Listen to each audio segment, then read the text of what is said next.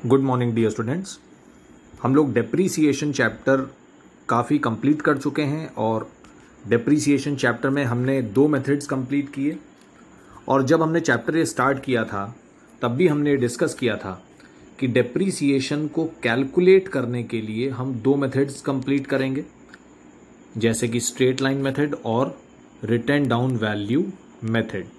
तो 2 मेथड्स हमने पढ़ लिए हैं कि डेप्रीसिएशन कैसे कैलकुलेट किया जाता है, डेप्रीसिएशन का अमाउंट कैसे निकालेंगे हम लोग।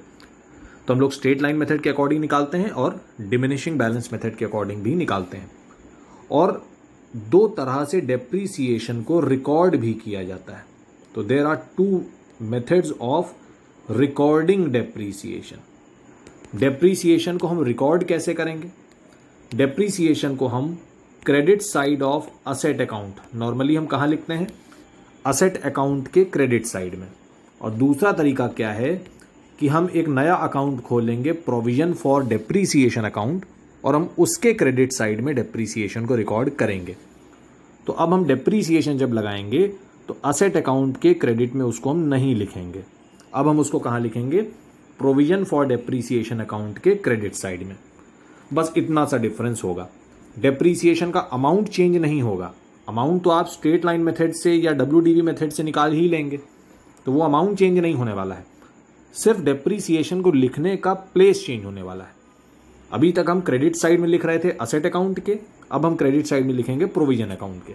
बस इतना सा डिफरेंस होगा। तो ये देखिए यहां लिखा भी हुआ है, methods of recording depreciation. First method है कि हम इसको असेट अकाउंट के क्रेडिट साइड में लिखें by charging it to asset account, तो क्रेडिटेड टू असेट अकाउंट। और दूसरा तरीका है कि हम एक नया अकाउंट ओपन करें, प्रोविजन फॉर डेप्रीसिएशन अकाउंट, और हम इसको क्रेडिट साइड में लिखें प्रोविजन फॉर डेप्रीसिएशन अकाउंट के इंस्टेड ऑफ असेट अकाउंट। तो क्वेश्चन में कैसे करना है ये सब आपको दिया रहता है। हम लोग एक इलस्ट्रेशन देख लेते हैं यहाँ पे। ये मैं DK गोयल बुक से करा रहा हूँ आपको। TS ग्रेवाल बुक में भी आपको इलस्ट्रेशन नंबर 21 दिया हुआ है और दोनों तरह से उसको सॉल्व करके दिखाया गया है, without preparing provision account and by preparing provision account. तो यहाँ लिखा है on 1 August 2009 Gador limited purchased a machine for 3 lakh. On 1 November 2010 another machine was purchased. On 1 July machine purchased on 1 August was sold and on the same date fresh machine was purchased। तो 3 बार हम machine को purchase कर रहे हैं, 1 बार cell कर रहे हैं। Depreciation was provided at the rate 10% per annum on reducing balance method। Reducing balance method हमारा कौन सा हो गया? Diminishing balance method या फिर written down value method। Books are closed on 31st March every year। Prepare machinery account, provision for depreciation account for 3 years। तो लिखा हुआ है कि प्रोविजन अकाउंट बनाना है। तो जब प्रोविजन अकाउंट बनाना है तो आप डेप्रीसिएशन को मशीनरी अकाउंट में नहीं लिखेंगे, नॉर्मली आप मशीनरी अकाउंट में ही लिख देते थे। तो क्वेश्चन में थोड़ा सा चेंज हो जाएगा बस। अब ये देखिए यहाँ मशीनरी अकाउंट बना हुआ है हमारा, उसके बाद प्रोविजन अकाउंट बना हुआ है। तो दोनों अकाउंट्स को हम साथ साथ देखेंगे। देखिए सबसे पहले हम मशीन परचेज कर रहे हैं 1 August 2009। तो अगर 1 August 2009 को ट्रांजैक्शन हो रहा है तो ये ईयर हमारा कब एंड होगा? 31 March 2010। तो 1 August से हम जब आगे बढ़ेंगे तो 31 March 2010 आ जाएगा। तो 31 March 2010 के पहले हमको देखना है कि जो भी ट्रांजैक्शंस हैं उनकी हम एंट्री करेंगे। तो 1 August को पहले आप मशीन परचेज करोगे, ये देखिए लिखा हुआ है 2009 August 1 to bank account. 3 lakh रुपए की मशीन हमने परचेज की, तो यहाँ लिखा हुआ है 3 लाख रुपीज़। 1 August 2009 के बाद जो नेक्स्ट ट्रांजैक्शन है वो नवंबर 2010 में है, और नवंबर 2010 के पहले मार्च 2010 आ जाएगा। तो मार्च में तो हमारा ईयर एंड हो जाएगा। तो मार्च जब आएगा तो अब हम डेप्रीसिएशन लगाएंगे, और डेप्रीसिएशन लगाने के बाद बैलेंस निकालते हैं। तो ये देखिए मशीनरी अकाउंट। तो मशीनरी अकाउंट में हमने सबसे पहले मशीन को परचेज किया 1 August 2009, फर्स्ट मशीन परचेज हो गई। क्रेडिट साइड में आ गए हम मार्च 2010। यहाँ पे हम लिखते थे बाय डेप्रीसिएशन, डेप्रीसिएशन हम यहाँ पे लगा देते थे। लेकिन अब हम डेप्रीसिएशन को मशीन अकाउंट के क्रेडिट में नहीं लिख रहे हैं, अब हम डेप्रीसिएशन को प्रोविजन अकाउंट के क्रेडिट में लिख रहे हैं। ये देखिए मार्च 31, 2010। तो पहले आप बाय डेप्रीसिएशन लिख रहे थे मशीन अकाउंट में और अब आप बाय डेप्रीसिएशन लिख रहे हो प्रोविजन अकाउंट में। सिर्फ इतना सा डिफरेंस है। मेथड वही रहेगा जो क्वेश्चन में दिया है, परसेंटेज भी वही रहेगी, अमाउंट भी वही आएगा, बस लिखने की जगह चेंज हो गई।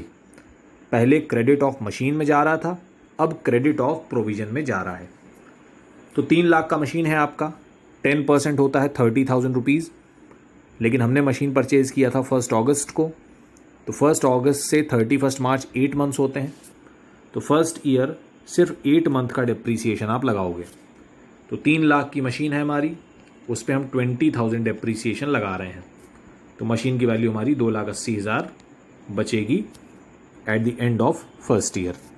इसको भी हमको कहीं लिखना नहीं है, सिर्फ हमको रफ में कैलकुलेट कर लेना है, क्योंकि ये डिमिनिशिंग बैलेंस मेथड है। इसमें तो हर बार डिप्रीसिएशन जो नई वैल्यू आती है उस पर लगता है, तो हमको नई वैल्यू तो रफ में कैलकुलेट करनी ही पड़ेगी, क्योंकि नेक्स्ट ईयर जब आप डिप्रीसिएशन लगाएंगे तो आपको 2,80,000 पे लगाना पड़ेगा। तो फर्स्ट ईयर हमने डिप्रीसिएशन लगा दिया 20,000, मशीन को हमने परचेज किया था मशीनरी अकाउंट में, डिप्रीसिएशन लगा दिया प्रोविजन अकाउंट में। फर्स्ट ईयर में और कोई ट्रांजैक्शन नहीं है, तो अब हम दोनों अकाउंट्स को क्लोज करेंगे। तो आप प्रोविजन अकाउंट को देखिए कैसे क्लोज करेंगे। अभी आपने लिखा 2010 मार्च 31 बाय डिप्रीसिएशन। अब क्रेडिट साइड में आपने 20,000 लिख दिया, डेबिट में तो कुछ नहीं लिखा अभी तक आपने, तो credit minus debit same balance आ जाएगा। तो मार्च 31, 2010 सेम डेट पड़ जाएगी, क्योंकि बैलेंसिंग की जाती है at the end of the year. तो प्रोविजन अकाउंट को एज अ लाइबिलिटी ट्रीट किया जाता है, तो लाइबिलिटीज़ का हमेशा क्रेडिट बैलेंस होता है। तो अगर बैलेंस डेबिट में आ रहा है तो इसको हम लोग क्रेडिट बैलेंस बोलते हैं। ये ऑलरेडी मैंने जब लेजर बैलेंसिंग सिखाई थी तब ये चीज़ आपको बता दी थी। तो 20,000 माइनस 0, 20,000 हमारा बैलेंस आ गया। फर्स्ट ईयर हमारा कंप्लीट हो गया, डबल अंडरलाइन कर दी गई है, इट शोज़ कि हमारा फर्स्ट ईयर कंप्लीट हो गया है। तो ये हो गया हमारा फर्स्ट ईयर का बैलेंस 20,000 रुपीज़। और मशीनरी अकाउंट को भी हम बंद कर देंगे।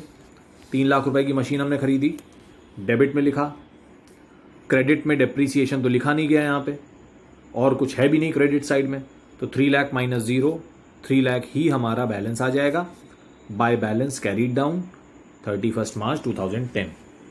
तो मशीनरी अकाउंट जो पहले हम बनाते थे, अगर अब आप उसको कंपेयर करें तो आप ये देखेंगे कि सिर्फ डेप्रीसिएशन को यहाँ से हटाया गया है, बाकी बैलेंस पहले भी हम लोग निकालते थे।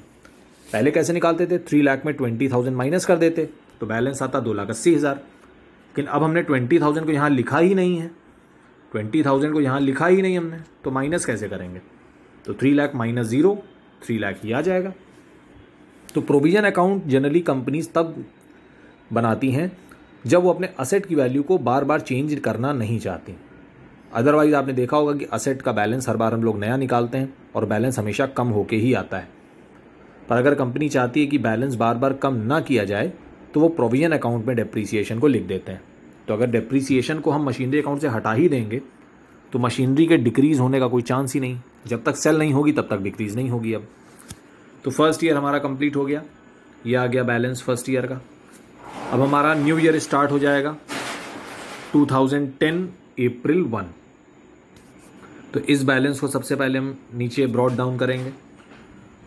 तो 31 मार्च 2010 के बाद आ गया 1 अप्रैल 2010।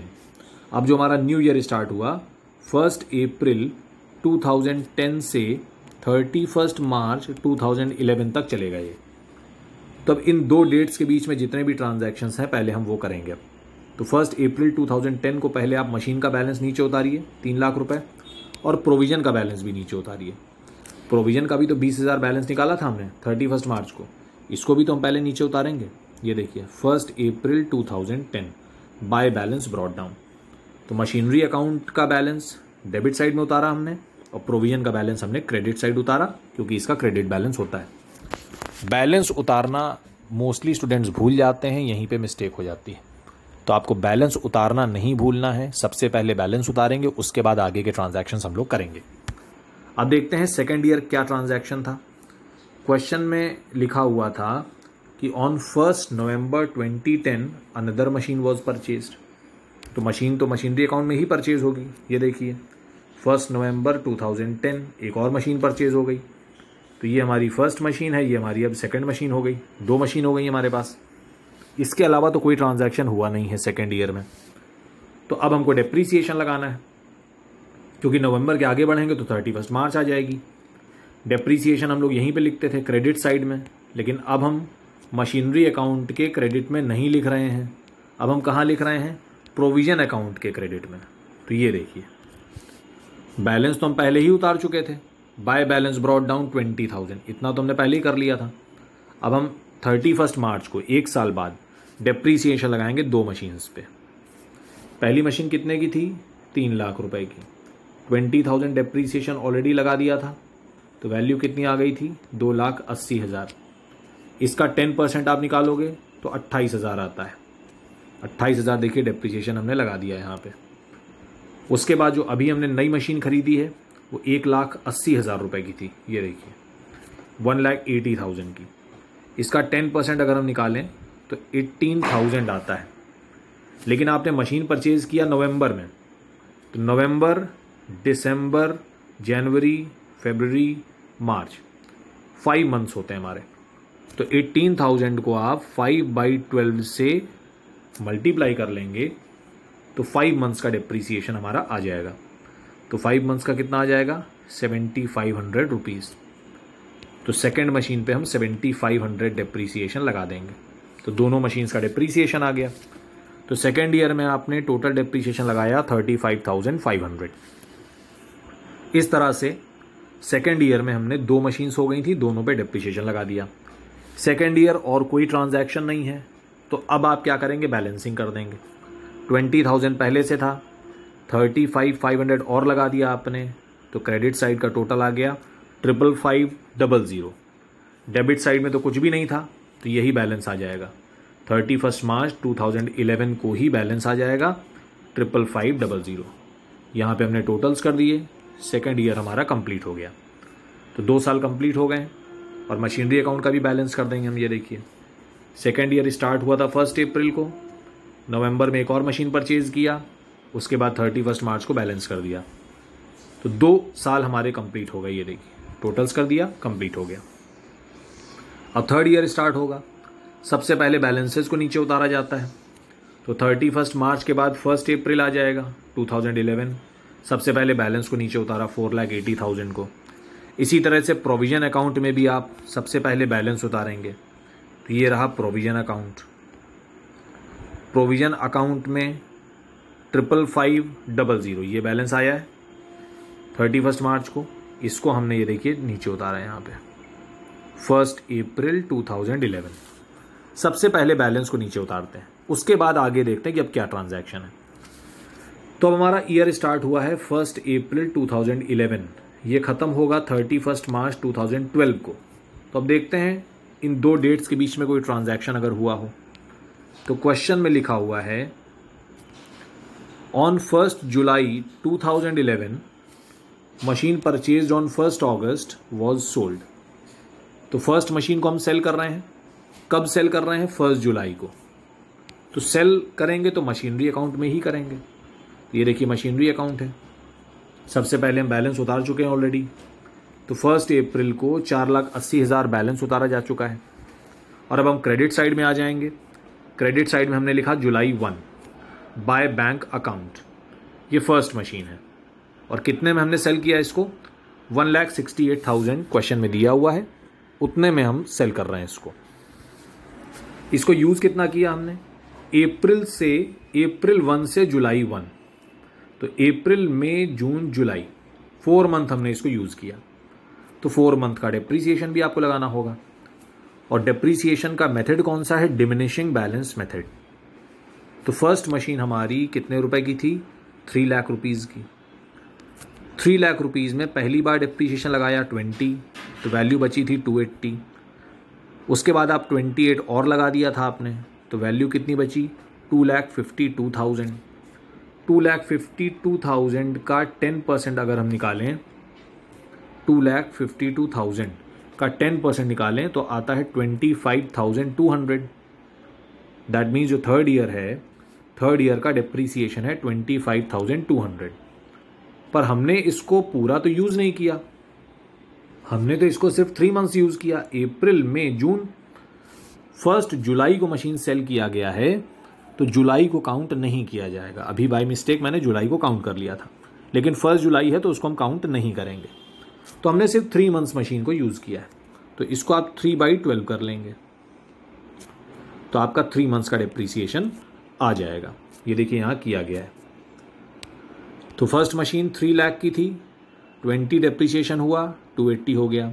फिर 28 डिप्रीसिएशन हुआ, 252,000 हो गया। और थर्ड ईयर में तो हम सेल ही कर दे रहे हैं 3 महीने यूज़ करके, तो 3 महीने का डिप्रीसिएशन 6300। तो वैल्यू कितनी बची मशीन की? 245,700। और 245,700 की मशीन को आप सेल कर रहे हो 1,68,000 में, तो इन दोनों के बीच का जो डिफरेंस होगा वो हमारा आ जाएगा लॉस। तो ये है मशीन की book value on the date of sale. तो जिस दिन मशीन हम बेच रहे हैं जुलाई 1, तो 1 जुलाई को मशीन की वैल्यू कितनी है? 245,700। सारा डिप्रीसिएशन माइनस करने के बाद जो वैल्यू आती है उसको हम बुक वैल्यू बोलते हैं। तो book value on the date of sale is 245,700 और सेल हो रहा है 1,68,000। तो सबसे पहले डिप्रीसिएशन लगाएंगे हम, और डिप्रीसिएशन लगा रहे हैं प्रोविजन अकाउंट के क्रेडिट साइड में।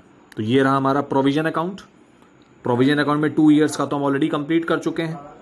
थर्ड ईयर में हमने सबसे पहले बैलेंस उतार लिया था 55,500, और क्रेडिट साइड में ही देखिए हमने 1 जुलाई को पहले डिप्रीसिएशन लगाया फर्स्ट मशीन का 6300, क्योंकि आप 1 जुलाई को उसको सेल कर रहे हो तो 1 जुलाई को डिप्रीसिएशन लगता है। 6300 आपने डिप्रीसिएशन लगा दिया।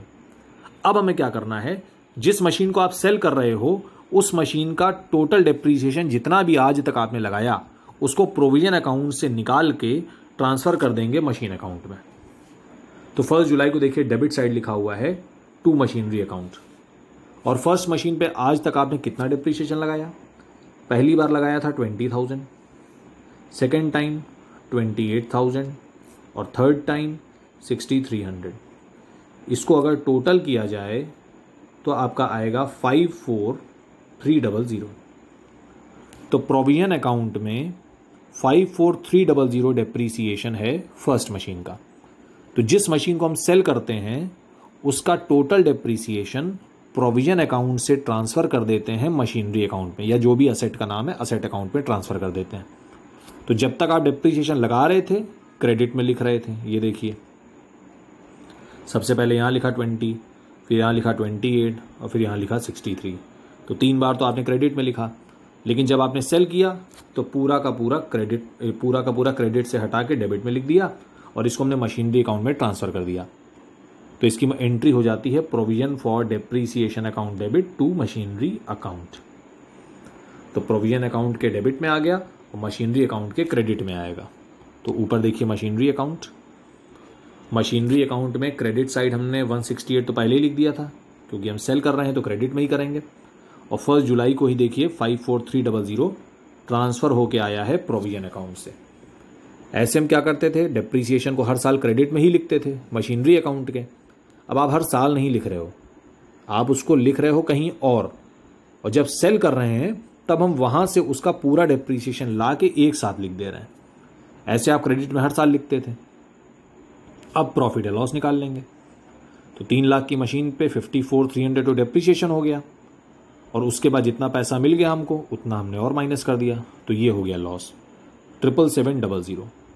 तो इस तरह से 1 जुलाई को हमारी फर्स्ट मशीन का पूरा एडजस्टमेंट कर दिया गया।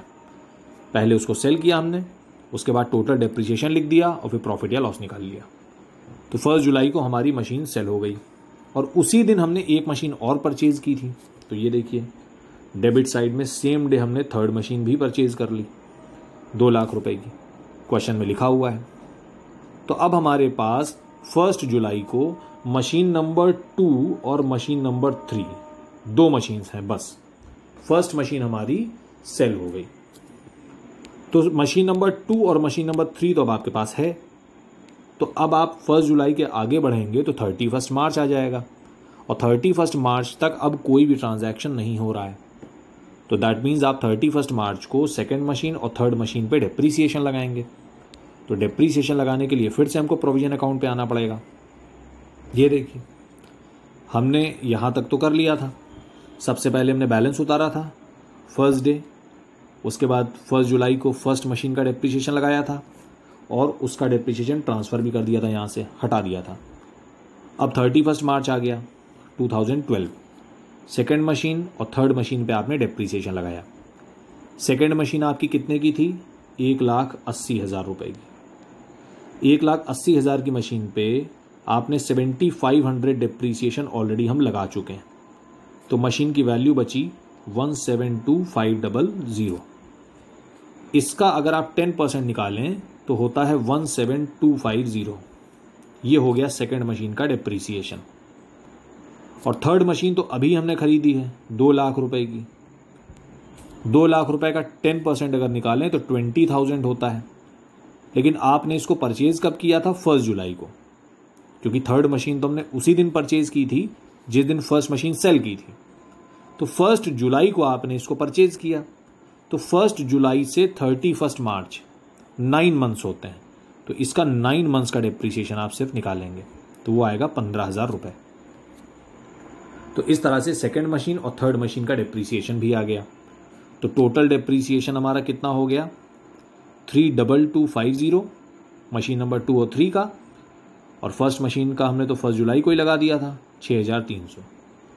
तो इस तरह से थर्ड ईयर में हमने 2 बार डेप्रीसिएशन लगाया, 1 जुलाई को लगाया और फिर 31 मार्च को लगाया। और अब आप इसका बैलेंस कर लीजिए। तो क्रेडिट साइड में 3 अमाउंट्स हैं हमारे, डेबिट साइड में सिर्फ एक ही अमाउंट है, तो तीनों को ऐड करके ये डेबिट माइनस कर देंगे, ये आ गया हमारा बैलेंस। 31 मार्च को बैलेंस आ गया 39,750। ये हो गया प्रोविजन अकाउंट का बैलेंस। इसी तरह से मशीन अकाउंट का बैलेंस भी हम कर लेंगे।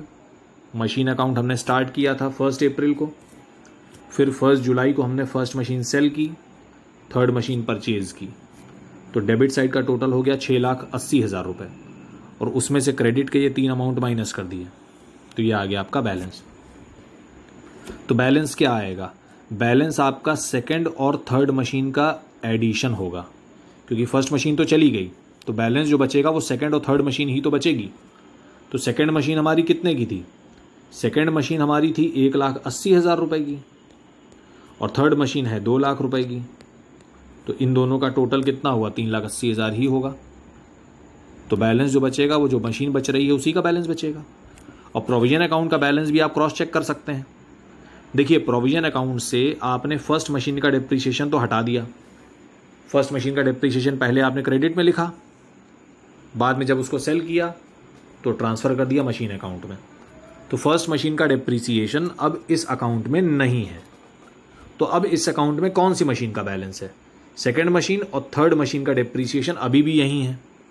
तो अब आप कैलकुलेट कर लीजिए कि आपने सेकेंड और थर्ड मशीन पे कितना डेप्रीसिएशन आज तक लगाया। तो सेकेंड मशीन पे हमने सबसे पहले लगाया 7,500, फिर लगाया 17,250, और थर्ड मशीन पे लगाया 15,000। इन तीनों फिगर्स को अगर आप ऐड करेंगे तो 39,750 ही आएगा। तो जो मशीन का बैलेंस अभी जो मशीन का डेप्रीसिएशन अभी इस अकाउंट में है वही तो बैलेंस होगा। तो this 39,750 is basically the depreciation of second and third machine which is still not sold. जब तक बेची नहीं जाएगी तब तक उसका डेप्रीसिएशन यहीं रहेगा। फर्स्ट मशीन सेल हो गई थी तो उसका डेप्रीसिएशन हमने यहाँ से ट्रांसफ़र कर दिया था मशीन अकाउंट में। तो इस तरह से बनेगा प्रोविजन फॉर डेप्रीसिएशन अकाउंट। सभी स्टूडेंट बहुत अच्छे से इस वीडियो को देख लें। ये टॉपिक आपको क्लास 12th में भी काफ़ी काम आएगा। काफ़ी चैप्टर्स में आपको प्रोविजन फॉर डेप्रीसिएशन अकाउंट दिया रहेगा, तो इसलिए पहले से ही हमको इसका आइडिया होना चाहिए कि ये क्या टॉपिक है, जिससे कि 12th में हमको प्रॉब्लम नहीं आएगी। तो आई होप ये इलस्ट्रेशन सभी को समझ में आया होगा। इसके कुछ अनसॉल्व्ड क्वेश्चन भी मैं शेयर करूंगा, सभी बच्चे उसको अपने आप अटेम्प्ट करेंगे, करने की कोशिश करें कि ये टॉपिक आपसे हो रहा है या नहीं हो रहा है या क्या डाउट आ रहा है। अगर कोई डाउट आता है तो आप उसको मुझसे पूछ लीजिएगा। Thank you so much, God bless you.